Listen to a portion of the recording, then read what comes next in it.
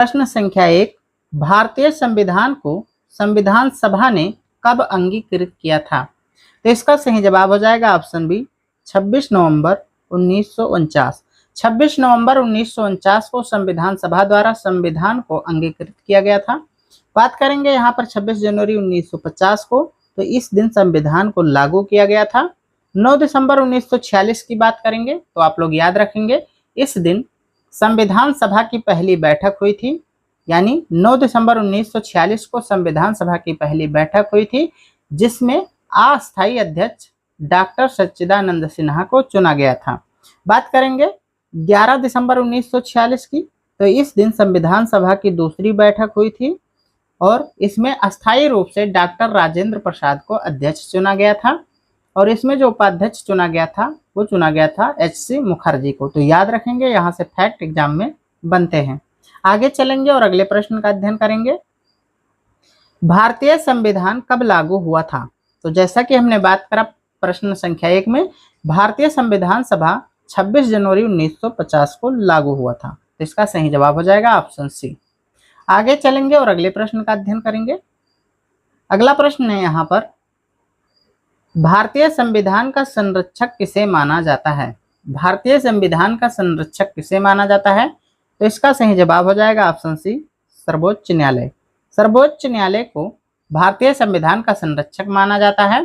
सर्वोच्च न्यायालय की बात करेंगे तो भारतीय संविधान के किस अनुच्छेद में इसकी व्यवस्था की गई है? तो अनुच्छेद आप याद रखेंगे, भारतीय संविधान के अनुच्छेद 124 में भारतीय सर्वोच्च न्यायालय की व्यवस्था की गई है।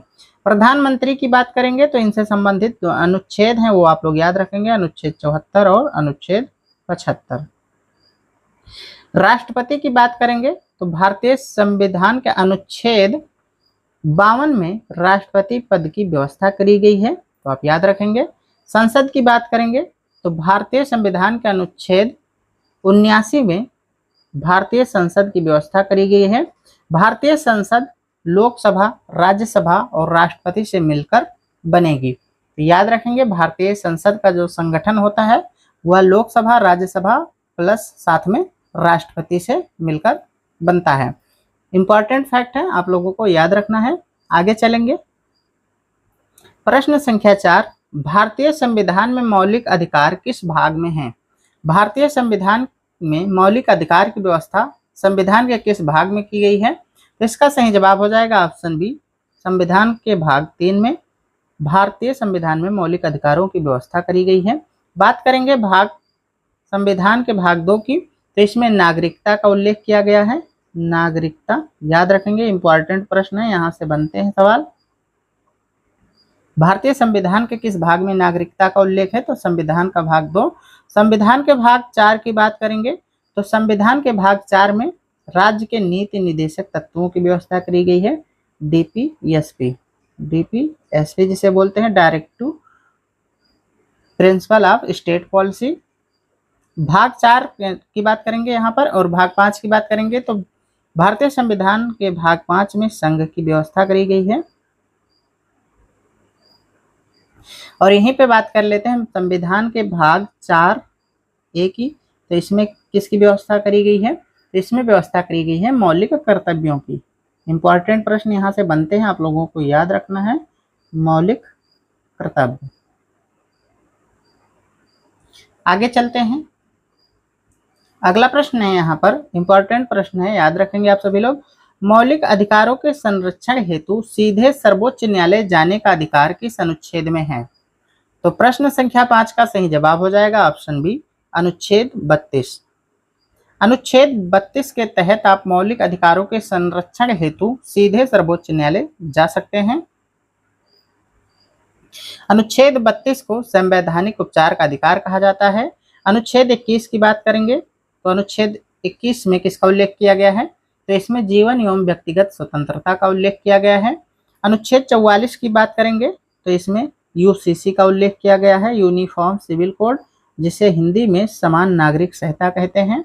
अनुच्छेद 226 की बात करेंगे तो इसमें उच्च न्यायालय के द्वारा रिट जारी करने की शक्तियां दी गई हैं, जिसके तहत भी आप मौलिक अधिकारों के संरक्षण हेतु उच्च न्यायालय में जा सकते हैं। आगे चलेंगे। अगला प्रश्न है यहाँ पर, कानून के समक्ष समानता किस अनुच्छेद में है? कानून के समक्ष समानता का अधिकार किस अनुच्छेद में दिया गया है? तो इसका सही जवाब हो जाएगा ऑप्शन बी, अनुच्छेद 14। अनुच्छेद 14 कानून के समक्ष समानता के अधिकार की व्यवस्था करता है। बात करते हैं यहाँ पर प्रश्न संख्या 7 की। अस्पृश्यता का अंत किस अनुच्छेद द्वारा किया गया है? अस्पृश्यता का अंत किस अनुच्छेद के द्वारा किया गया है? तो इसका सही जवाब हो जाएगा ऑप्शन सी, अनुच्छेद 17। अनुच्छेद 17 के द्वारा अस्पृश्यता का अंत किया गया है। बात करेंगे यहाँ पर अनुच्छेद 15 की। तो अनुच्छेद 15 भेदभाव का निषेध की व्यवस्था करता है। भेदभाव के निषेध में 5 प्रकार के भेदभाव शामिल हैं, जिसमें धर्म, मूल वंश, जाति, लिंग या जन्म स्थान के आधार पर भेदभाव को निषेध करता है। तो आप लोग याद रखेंगे अनुच्छेद 15 क्या करता है? तो यह भेदभाव का निषेध करता है। अनुच्छेद 16 की बात करेंगे तो यह लोक नियोजन में अवसर की समानता की व्यवस्था करता है। अनुच्छेद 18 की बात करेंगे तो यह उपाधियों के अंत की व्यवस्था करता है। इंपॉर्टेंट अनुच्छेद हैं सभी, यहाँ से प्रश्न सीधे एग्जाम में बनते हैं। आगे चलेंगे। अगला प्रश्न है यहाँ पर, जीवन एवं व्यक्तिगत स्वतंत्रता का संरक्षण किस अनुच्छेद में है? तो इसका सही जवाब हो जाएगा ऑप्शन सी, अनुच्छेद 21। अनुच्छेद 21 के द्वारा जीवन एवं व्यक्तिगत स्वतंत्रता का संरक्षण किया जाता है। अनुच्छेद 19 की बात करेंगे तो इसमें स्वतंत्रता का अधिकार शामिल है। अनुच्छेद 19 के तहत स्वतंत्रता के अधिकार प्रदान किए गए हैं और इसमें 6 प्रकार की स्वतंत्रताएं प्रदान की गई हैं। अनुच्छेद 22 की बात करेंगे तो यह गिरफ्तारी एवं निरोध में संरक्षण से संबंधित अनुच्छेद है। अनुच्छेद 20 की बात करेंगे तो यह अपराधों के संबंध में संरक्षण से संबंधित अनुच्छेद है। तो याद रखेंगे। आगे चलेंगे। अगला प्रश्न है यहाँ पर, शिक्षा का अधिकार किस अनुच्छेद में है? प्रश्न संख्या 9, शिक्षा का अधिकार किस अनुच्छेद में है? तो इसका सही जवाब हो जाएगा ऑप्शन सी, अनुच्छेद 21 ए। अनुच्छेद 21 ए में शिक्षा के अधिकार संबंधी उल्लेख किए गए हैं। अगला प्रश्न है यहाँ पर, वर्तमान में मौलिक कर्तव्यों की संख्या कितनी है? वर्तमान में मौलिक कर्तव्यों की संख्या कितनी है? तो इसका सही जवाब हो जाएगा ऑप्शन बी, 11। प्रश्न संख्या 11, मौलिक कर्तव्य किस अनुच्छेद में दिए गए हैं? मौलिक कर्तव्य किस अनुच्छेद में दिए गए हैं? तो इसका सही जवाब हो जाएगा ऑप्शन सी, अनुच्छेद 51 ए। अनुच्छेद 51 ए में मौलिक कर्तव्यों की व्यवस्था करी गई है। बात करेंगे यहाँ पर अनुच्छेद 51 की। तो अनुच्छेद 51 में अंतरराष्ट्रीय शांति एवं सुरक्षा की व्यवस्था करी गई है। अनुच्छेद 50 की बात करेंगे तो यह न्यायपालिका का कार्यपालिका से पृथक्करण की व्यवस्था करता है। अनुच्छेद 52 की बात कर लेते हैं तो यह राष्ट्रपति के पद से संबंधित है। प्रश्न संख्या 12, राज्य के नीति निदेशक तत्व किस भाग में हैं? यानी संविधान के किस भाग से संबंधित हैं? तो इसका सही जवाब हो जाएगा ऑप्शन बी, भाग 4। भाग 4 राज्य के नीति निर्देशक तत्वों की व्यवस्था करता है। प्रश्न संख्या 13, समान नागरिक संहिता किस अनुच्छेद में है? समान नागरिक संहिता भारतीय संविधान के किस अनुच्छेद में उल्लिखित है? तो इसका सही जवाब हो जाएगा ऑप्शन सी, अनुच्छेद 44। अनुच्छेद 44 में यूसीसी का उल्लेख किया गया है। आगे चलते हैं। उससे पहले बात कर लेते हैं अनुच्छेद 40 की। तो अनुच्छेद 40 व्यवस्था करता है ग्राम पंचायत के गठन की।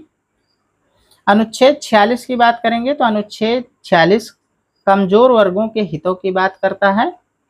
अनुच्छेद 42 की बात करेंगे तो यह मानवीय कार्य दशाओं से संबंधित है, जिसमें मातृत्व राहत की बात की गई है। आगे चल लेते हैं। अगला प्रश्न है यहाँ पर, ग्राम पंचायतों के संगठन का प्रावधान किस अनुच्छेद में है? तो इसका सही जवाब हो जाएगा ऑप्शन बी, अनुच्छेद 40। प्रश्न संख्या 15 की ओर चलते हैं। प्रश्न संख्या 15, भारत में राष्ट्रपति का पद किस अनुच्छेद में वर्णित है? तो इसका सही जवाब हो जाएगा ऑप्शन सी, अनुच्छेद 52। प्रश्न संख्या 16, राष्ट्रपति का निर्वाचन कौन करता है? राष्ट्रपति का निर्वाचन कौन करता है? तो इसका सही जवाब है ऑप्शन सी, निर्वाचक मंडल। और इस निर्वाचक मंडल में कौन कौन शामिल होता है? तो आप सभी लोग याद रखेंगे, लोकसभा और राज्यसभा के निर्वाचित सदस्य, सिर्फ निर्वाचित सदस्य ही शामिल होते हैं, नामित सदस्य इनके निर्वाचन में शामिल नहीं होंगे। और साथ में राज्यों की विधानसभाओं और दिल्ली और पुडुचेरी विधानसभाओं के निर्वाचित सदस्य। तो आप लोग याद रखेंगे, लोकसभा, राज्यसभा और विधानसभाओं के निर्वाचित सदस्य राष्ट्रपति के निर्वाचक मंडल में शामिल होते हैं। आगे चलेंगे। अगला प्रश्न है यहाँ पर, राष्ट्रपति का कार्यकाल कितने वर्ष का होता है? तो प्रश्न संख्या 17 का सही जवाब होगा ऑप्शन बी, 5 वर्ष। भारत के राष्ट्रपति का जो कार्यकाल होता है वह केवल 5 वर्ष का होता है। आगे चलते हैं। अगला प्रश्न है यहाँ पर, राष्ट्रपति पर महाभियोग किस आधार पर लगाया जा सकता है? तो प्रश्न संख्या 18 का सही जवाब हो जाएगा ऑप्शन बी, संविधान का उल्लंघन। संविधान का उल्लंघन होने पर राष्ट्रपति पर महाभियोग लगाया जा सकता है। और महाभियोग की जो व्यवस्था है वो कहाँ से ली गई है? तो यह यूएसए यानी संयुक्त राष्ट्र संघ के संविधान से भारतीय संविधान में लिया गया है। और भारत में यह किस अनुच्छेद के तहत लगाया जाता है? तो यह अनुच्छेद 61 के तहत लगाया जाता है। तो आपको याद रखेंगे, राष्ट्रपति पर महाभियोग किस अनुच्छेद के तहत लगाया जाता है? तो अनुच्छेद 61 के तहत। प्रश्न संख्या 19, राष्ट्रपति की क्षमादान शक्ति किस अनुच्छेद में है? तो इसका सही जवाब हो जाएगा ऑप्शन सी, अनुच्छेद 72। अनुच्छेद 72 के तहत राष्ट्रपति की क्षमादान शक्तियों का उल्लेख किया गया है। अगला प्रश्न है यहाँ पर, भारत का उपराष्ट्रपति किस सदन का पदेन सभापति होता है? तो इसका सही जवाब हो जाएगा ऑप्शन बी, राज्यसभा। भारत का उपराष्ट्रपति राज्यसभा का पदेन सभापति होता है। यहाँ पर बात करेंगे लोकसभा भारतीय संविधान के किस अनुच्छेद में उल्लेखित है? तो लोकसभा अनुच्छेद 81 में। राज्यसभा की बात करेंगे तो इसका उल्लेख संविधान के अनुच्छेद 80 में। विधानसभा की बात करेंगे तो भारतीय संविधान के अनुच्छेद 170 में। और विधान परिषद की बात करेंगे तो भारतीय संविधान के अनुच्छेद 169 में इन सभी की व्यवस्था करी गई है। तो आप लोग याद रखेंगे, लोकसभा अनुच्छेद 81, राज्यसभा अनुच्छेद 80, विधानसभा अनुच्छेद 170 और विधान परिषद अनुच्छेद 169। आगे चलते हैं। प्रधानमंत्री की नियुक्ति कौन करता है? प्रधानमंत्री की नियुक्ति कौन करता है? तो इसका सही जवाब हो जाएगा ऑप्शन बी, राष्ट्रपति। प्रधानमंत्री की नियुक्ति कौन करता है? राष्ट्रपति। और अनुच्छेद याद रखेंगे, अनुच्छेद 75 के तहत। आगे चलेंगे। अगला प्रश्न है यहाँ पर, भारत की वास्तविक कार्यपालिका कौन है? भारत की जो वास्तविक कार्यपालिका है वह कौन है? तो इसका सही जवाब हो जाएगा ऑप्शन बी, प्रधानमंत्री एवं मंत्रिपरिषद। प्रधानमंत्री एवं मंत्रिपरिषद। अगला प्रश्न है यहाँ पर, प्रश्न संख्या 23, भारत का महान्यायवादी किस अनुच्छेद के तहत नियुक्त होता है? यानी भारत के महान्यायवादी का संबंध भारतीय संविधान के किस अनुच्छेद से है? तो आप लोग याद रखेंगे, इसका संबंध है अनुच्छेद 76। अनुच्छेद 76 में भारत का महान्यायवादी पद की व्यवस्था करी गई है, आप लोग याद रखेंगे। अगला प्रश्न है यहाँ पर, भारतीय संसद में कितने सदन होते हैं? तो भारतीय संसद में बच्चा 2 सदन होते हैं, एक लोकसभा और एक राज्यसभा। और यह किनसे मिलकर बनी होती है? तो आप लोग ये भी याद रखेंगे, भारतीय संसद जो है वह लोकसभा, राज्यसभा और साथ में राष्ट्रपति से मिलकर बनी हुई होती है। अगला प्रश्न देखेंगे यहाँ पर। अगला प्रश्न है, राज्यसभा का अधिकतम सदस्य संख्या कितनी निर्धारित है? राज्यसभा की अधिकतम सदस्य संख्या कितनी निर्धारित है? तो इसका सही जवाब हो जाएगा ऑप्शन सी, 250। आगे चलते हैं। अगला प्रश्न है यहाँ पर, राज्यसभा का पदेन सभापति कौन होता है? राज्यसभा का पदेन सभापति कौन होता है? तो इसका सही जवाब है ऑप्शन सी, उपराष्ट्रपति। उपराष्ट्रपति की बात करेंगे तो उपराष्ट्रपति पद की जो व्यवस्था है भारतीय संविधान के अनुच्छेद 63 के तहत की गई है। तो आप याद रखेंगे, भारतीय संविधान के अनुच्छेद 63 के तहत भारत में उपराष्ट्रपति पद की व्यवस्था करी गई है। अगला प्रश्न है यहाँ पर, धन विधेयक किस सदन में प्रस्तुत किया जा सकता है? धन विधेयक किस सदन में प्रस्तुत किया जा सकता है? तो इसका सही जवाब है ऑप्शन बी, केवल लोकसभा में। तो आप लोग याद रखेंगे, कई बार ये कंफ्यूजिंग प्रश्न होते हैं जो एग्जाम में पूछे जाते हैं। धन विधेयक किस सदन में प्रस्तुत किया जा सकता है, तो यह बच्चा केवल लोकसभा में प्रस्तुत किया जाता है। और इसकी जो व्यवस्था करी गई है आप लोग याद रखेंगे, भारतीय संविधान के अनुच्छेद 110 में धन विधेयक की परिभाषा दी गई है, यानी यह संबंधित है अनुच्छेद 110 से। आगे चलेंगे, अगला प्रश्न है यहाँ पर, किसी विधेयक को धन विधेयक प्रमाणित करने का अधिकार किसके पास है, तो बच्चे यह सीधा सीधा आपका लोकसभा अध्यक्ष हो जाएगा इसका सही जवाब। तो आप लोग याद रखेंगे, लोकसभा अध्यक्ष के पास यह अधिकार होता है, वह किसी विधेयक को धन विधेयक प्रमाणित कर सकता है।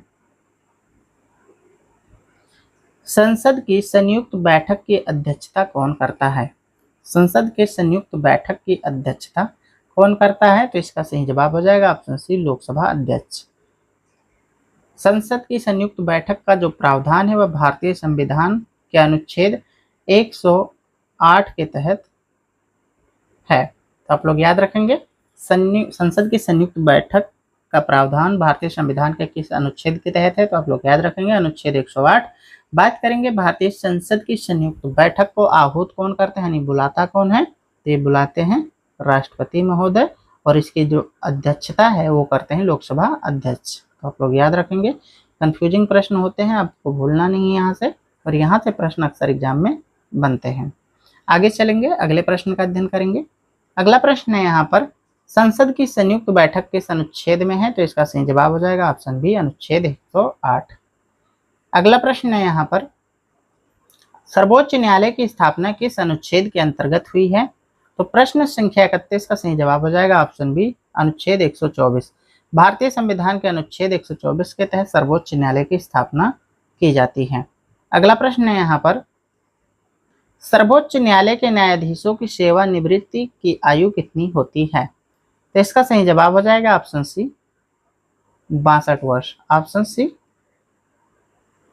ऑप्शन सी 65 वर्ष। आप लोग याद रखेंगे, सर्वोच्च न्यायालय की जो न्यायाधीशों की सेवानिवृत्ति की आयु होती है वह होती है 65 वर्ष। आप लोग याद रखेंगे, हाईकोर्ट के न्यायाधीशों की सेवानिवृत्ति आयु की बात करेंगे तो यह होती है बच्चा 62 वर्ष। आप याद रखेंगे, हाई कोर्ट में 62 वर्ष, सुप्रीम कोर्ट में 65 वर्ष। आगे चलेंगे और अगले प्रश्न का अध्ययन करेंगे। अगला प्रश्न है यहाँ पर, सर्वोच्च न्यायालय द्वारा घोषित विधि सभी न्यायालयों पर बाध्यकारी होती है, यह किस अनुच्छेद के तहत लागू होता है, या किस अनुच्छेद में है, तो इसका सही जवाब हो जाएगा ऑप्शन सी, अनुच्छेद 141। अनुच्छेद 141 के तहत सर्वोच्च न्यायालय द्वारा घोषित विधि या कानून सभी न्यायालयों पर बाध्यकारी होता है।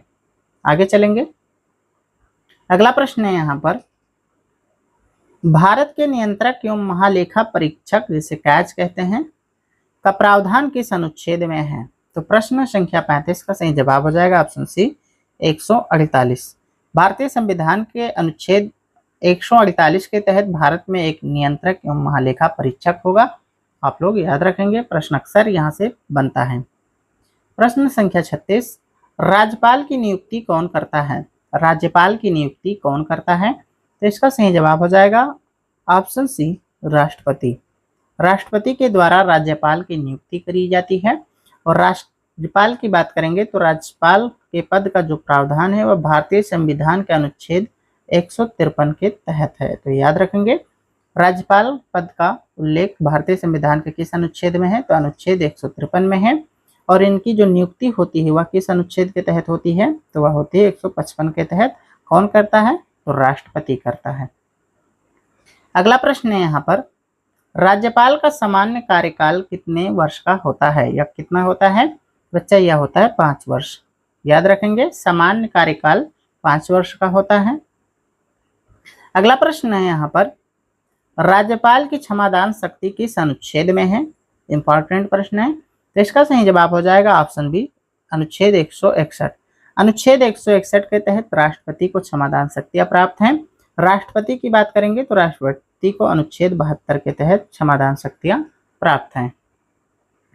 अगला प्रश्न है यहाँ पर, पंचायती राज को संवैधानिक दर्जा किस संशोधन से मिला था, तो इसका सही जवाब हो जाएगा ऑप्शन बी, 73वें संविधान संशोधन 1992 के तहत संवैधानिक दर्जा प्राप्त है और यह लागू हुआ था 24 अप्रैल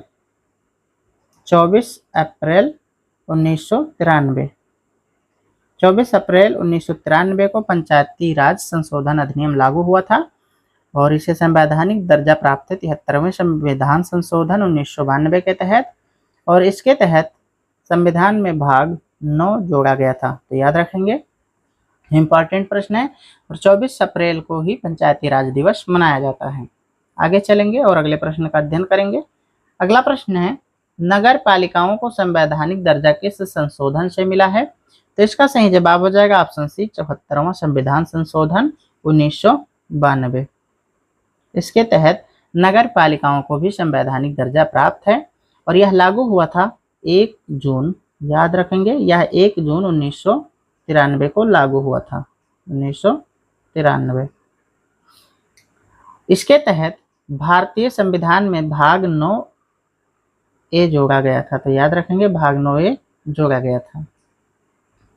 प्रश्न संख्या 41, निर्वाचन आयोग का प्रावधान किस अनुच्छेद में है? निर्वाचन आयोग का प्रावधान किस अनुच्छेद में है? तो इसका सही जवाब हो जाएगा ऑप्शन सी, अनुच्छेद 324। भारतीय संविधान के अनुच्छेद 324 के तहत भारत में निर्वाचन आयोग का प्रावधान किया गया है। अगला प्रश्न है यहाँ पर, वित्त आयोग का गठन किस अनुच्छेद के तहत किया जाता है? तो भारतीय संविधान में अनुच्छेद 280 के तहत वित्त आयोग का गठन किया जाता है। तो इसका सही जवाब हो जाएगा ऑप्शन बी। अगला प्रश्न है यहाँ पर, संघ लोक सेवा आयोग यूपीएससी जिसे कहते हैं का प्रावधान किस अनुच्छेद में है? तो इसका सही जवाब हो जाएगा ऑप्शन बी, 315।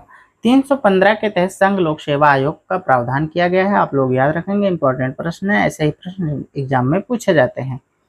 अगला प्रश्न है यहाँ पर, राष्ट्रीय आपातकाल किस अनुच्छेद के अंतर्गत लगाया जाता है? राष्ट्रीय आपातकाल किस अनुच्छेद के अंतर्गत लगाया जाता है? तो इसका सही जवाब हो जाएगा ऑप्शन बी, 352। अनुच्छेद 352 के तहत राष्ट्रीय आपातकाल लगाया जाता है और यह राष्ट्रपति को प्राप्त शक्तियों के अनुसार लगाया जाता है। अगला प्रश्न है यहाँ पर, भारत के राज्य में राष्ट्रपति शासन किस अनुच्छेद के तहत लगाया जाता है? यानी राज्य में जो राष्ट्रपति शासन लागू होता है वह भारतीय संविधान के किस अनुच्छेद के तहत लागू होता है, आपको बताना है। तो इसका सही जवाब हो जाएगा ऑप्शन सी, अनुच्छेद 356। अनुच्छेद 356 के तहत राष्ट्रपति शासन की व्यवस्था करी गई है, तो आपको पता होना चाहिए। अगला प्रश्न है यहाँ पर, वित्तीय आपातकाल किस अनुच्छेद में है? तो प्रश्न संख्या 46 का सही जवाब हो जाएगा ऑप्शन डी, अनुच्छेद 360। अनुच्छेद 360 के तहत वित्तीय आपातकाल की व्यवस्था करी गई है। अगला प्रश्न है यहाँ पर, संविधान संशोधन की प्रक्रिया किस अनुच्छेद में है? तो प्रश्न संख्या 47 का सही जवाब हो जाएगा ऑप्शन सी, अनुच्छेद 368। अनुच्छेद 368 के तहत भारतीय संविधान में संविधान संशोधन की प्रक्रिया का उल्लेख किया गया है। अगला प्रश्न है यहाँ पर, संपत्ति का अधिकार यानी संपत्ति का जो अधिकार होता है वर्तमान में किस अनुच्छेद के अंतर्गत है? तो इसका सही जवाब हो जाएगा ऑप्शन डी, अनुच्छेद 300A। अनुच्छेद 300A के तहत संपत्ति के अधिकार को कानूनी अधिकार घोषित किया गया है। पहले इसकी जो व्यवस्था थी वह अनुच्छेद 31 के तहत थी और पहले यह मूल अधिकार हुआ करता था। इसे 44वें संविधान संशोधन अधिनियम के द्वारा रद्द करके यानी हटा करके इसको कानूनी अधिकार बना दिया गया। तो आपको याद रखना है, 44वें संविधान संशोधन के तहत संपत्ति के मूल अधिकार को हटाकर संपत्ति को कानूनी अधिकार बना दिया गया है। अगले प्रश्न पर चलते हैं। अगला प्रश्न है यहाँ पर, भारतीय संविधान की 8वीं अनुसूची में वर्तमान में कितनी भाषाएं हैं? तो इसका सही जवाब हो जाएगा ऑप्शन सी, 22। भारतीय संविधान की 8वीं अनुसूची किससे संबंधित है? तो आपको याद रखना है, यह भारतीय संवैधानिक भाषाओं से संबंधित है और इसमें वर्तमान में 22 भाषाएं शामिल हैं। बात करेंगे मूल रूप से संविधान में कितनी भाषाएं शामिल थी? तो मूल रूप से कुल 14 भाषाएं शामिल थी। यहाँ पर बात करेंगे 21वें संविधान संशोधन की, तो 21वां संविधान संशोधन 1967 में हुआ था, जिसके तहत भारतीय संविधान में एक भाषा जोड़ी गई थी, और वह कौन सी थी, तो आपको याद रखना है, वो भाषा थी सिंधी। 21वें संविधान संशोधन 1967 में सिंधी भाषा को संवैधानिक भाषा के रूप में अपनाया गया था। 71वें संविधान संशोधन की बात करेंगे तो 71वां संविधान संशोधन 1992 में हुआ था, और इसके तहत भारतीय संविधान में कोंकणी, मणिपुरी और नेपाली भाषा जोड़ी गई थी। बाद में बात करेंगे 92वां संविधान संशोधन 2003 की, तो इसके तहत भारतीय संविधान में 4 भाषाएं जोड़ी गई थी, और 4 भाषाएं थी बोडो, डोगरी, मैथिली और संथाली। तो आप लोग याद रखेंगे, इंपॉर्टेंट प्रश्न यहाँ से बनते हैं। अगला प्रश्न है यहाँ पर, दल विरोधी कानून किस अनुसूची में है? दल विरोधी कानून किस अनुसूची में है? तो इसका सही जवाब हो जाएगा ऑप्शन सी, 10वीं अनुसूची। 10वीं अनुसूची में दल विरोधी कानून की व्यवस्था करी गई है, और यह 52वें संविधान संशोधन 1985 के तहत लागू किया गया था। बात करेंगे भारतीय संविधान के अनुच्छेद 102 के क्लॉज 2 के तहत संसद के सदस्यों से संबंधित दल विरोध अयोग्यता की बात करी जाती है, तो आप ये याद रखेंगे। वहीं पे बात करेंगे राज्य विधानमंडल के सदस्यों से संबंधित अयोग्यता की बात करेंगे, तो ये अनुच्छेद 191 के क्लॉज 2 के तहत की जाती है। इंपॉर्टेंट प्रश्न है, यहाँ से प्रश्न बनते हैं। तो ये विधान मंडल से संबंधित है, और ये ऊपर वाला जो है अनुच्छेद 102 क्लॉज 2 ये संसद के सदस्यों से संबंधित है। इंपॉर्टेंट प्रश्न यहाँ से बार बार पूछे जाते हैं।